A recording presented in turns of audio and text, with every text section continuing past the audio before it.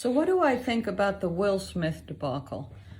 What I saw on his face was shame, that he was sort of all right, and then all of a sudden, something from the look of on his wife's face made him feel so ashamed. And if you looked at his face when he said, "Don't you say my whatever it was that he said," you could see on his face just, he looked like he'd lost his mind in that moment. My wife's name out your fucking mouth. Wow, dude. Yes. It was a G.I. Jane jump. Keep my wife's name out your fucking mouth. The bitterness and the shame and humiliation. It's hard to connect to because he's so rich and famous and all that. But, you know, he's human.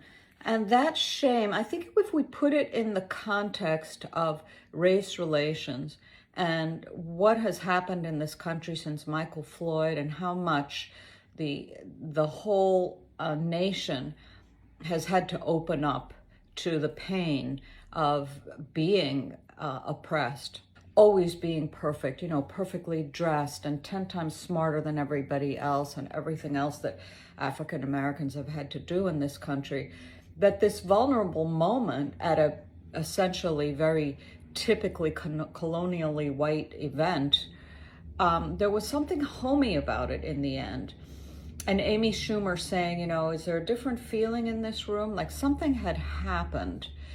And I think that if we focus on that and focus on our own relationship to shame and righteousness and our own dysregulation, that it becomes a little bit easier to manage and maybe a little more interesting too, because then we don't have to go into right and wrong and we can analyze it and see it as a moment in history. And it was a moment in history and an important moment in history. People are saying, why are we talking about this with the Ukraine and everything else that's going on?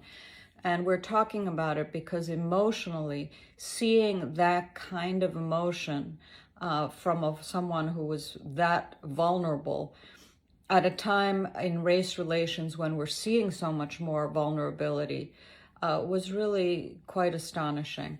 So let's analyze it. Let's not judge it. Let's analyze it.